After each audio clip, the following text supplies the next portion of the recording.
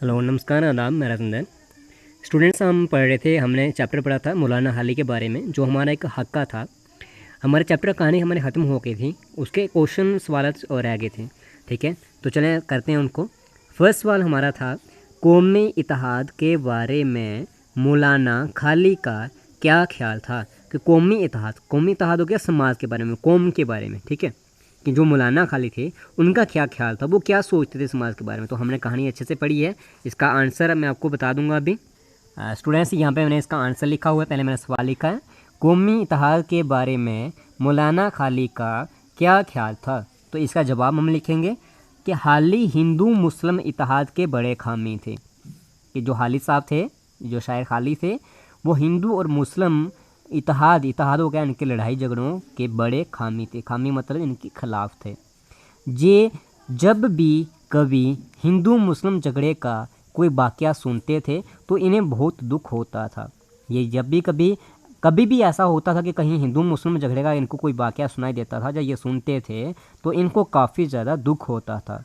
वो हर कौम हर मज़हब के आदमी से एक जैसी मोहब्बत करते थे।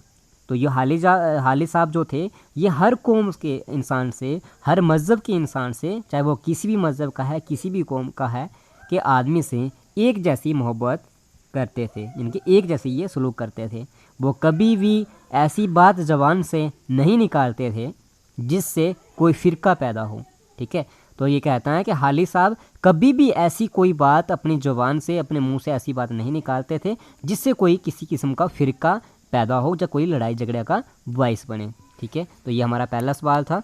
आज हम दूसरा क्वेश्चन करेंगे। अभी हम दूसरा सवाल हमारा है, मौलाना हाली ने अमली मैदान में कौन सी दो यादगारें छोड़ी हैं। कि मौलाना हाली जो थे, अमली मैदान मतलब उन्होंने अपनी पूरी ज़िंदगी में जो काम किए थे, उसके बाद जब उनकी मौत हो जाती है तो उन्होंने ऐसे कौन से दो काम किए थे, ऐसी कौन सी दो यादगारें हैं जिसकी वजह से आज भी उनका नाम लिया जाता है। ठीक है, तो इसका जवाब है स्टूडेंट्स, दूसरा सवाल हमारा ये रखा, मैंने यहाँ पे लिखा हुआ है, मौलाना हाली ने अमली मैदान में कौन सी दो यादगारें छोड़ी हैं। ठीक है, तो जवाब इसका है, उन्होंने अमली मैदान में दो यादगारें छोड़ी हैं। एक पहली क्या थी, एक उन्होंने पानीपत में मदरसा कायम किया। मदरसा होता है स्कूल, मैंने आपको जब चैप्टर कहानी पढ़ाई थी तभी भी बताया था आपको कि मदरसा क्या होता है, स्कूल। पानीपत के ये रहने वाले थे, पानीपत में इनका जन्म हुआ मौलाना हाली का। तो ये उन्होंने पानीपत में एक मदरसा कायम किया, स्कूल कायम किया, जो अब हाली हाई स्कूल के नाम से जाना जाता है। जो आप किसके नाम से, हाली हाई स्कूल के नाम से जाना जाता है। और दूसरी उनकी ये जात थी, दूसरी ये कि उन्होंने एक ओरिएंटल लाइब्रेरी कायम की थी।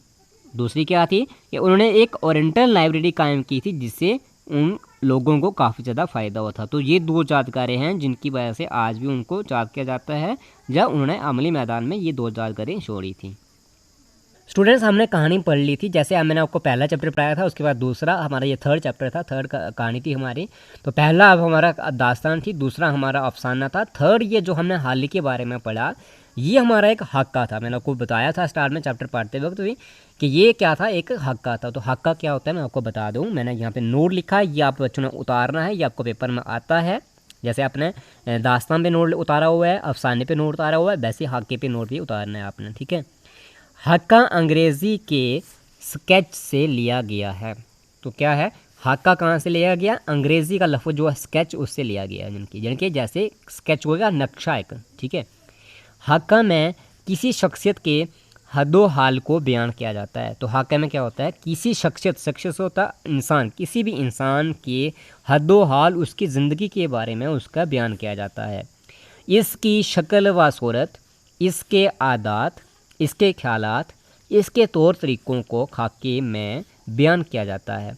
कहता है कि जिस इंसान के बारे में हम हाका लिख रहे हैं, उसकी शक्ल व सूरत के मुताबिक, उसकी आदतों के मुताबिक, उसके ख्यालात को देखते हुए, उसके तौर तरीक़ों को देखते हुए हाके में बयान किया जाता है। कि ये सारी चीज़ें हम हाके में बयान करते हैं, कि जिनके हाका मतलब कहानी में बयान करते हैं।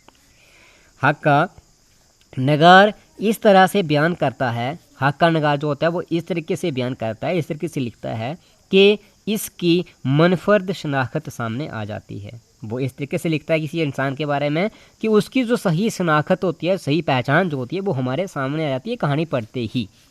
हाके के जरिए कारी मुतल्लिका शख्स से वाकिफ़त हासिल कर सकता है।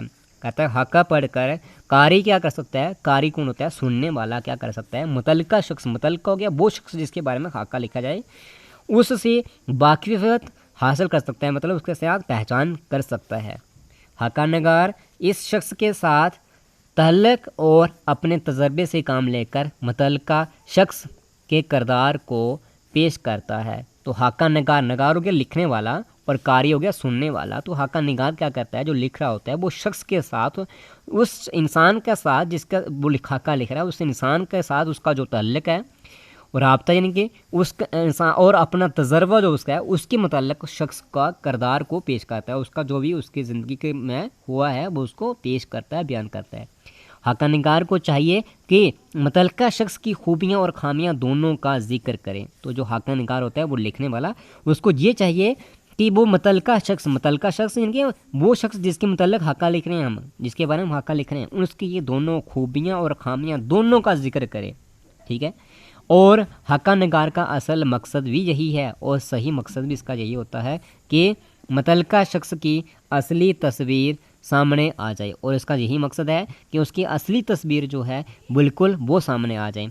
हाका निगार को चाहिए कि जिस तरह वो किसी शख्स को समझता हो, और हाका निगार यानी कि लिखने वाले को ये चाहिए कि जिस तरह वो किसी दूसरे इंसान को समझता हो, जानता हो, उसी तरह से उसका दुरुस्त नक्शा खींचना चाहिए। तो हाका निगार को ये बात का ध्यान रखना चाहिए कि जिस तरीके से वो, जितना हद तक वो उसको जानता है, जिस तरीके से वो उसको समझ सकता है, उसी तरीके से वो भी उसका दुरुस्त नक्शा, यानी कि उसका एक स्केच, उसका एक हाका खींचना चाहिए उसको, यानी कि जो वो लिख रहा है, जो वो सारी चीज़ें उसमें बयान करना चाहिए। तो स्टूडेंट्स, ये था हमारा हाका। ये आपने नोटबुक में उतारना है, मैं इसके आपके पिक्स भी शेयर कर दूँगा साथ आपके साथ, और यहाँ से आपको समझ नहीं आया आप मुझे पूछ सकते हैं वहाँ से। Thank you students, thank you class.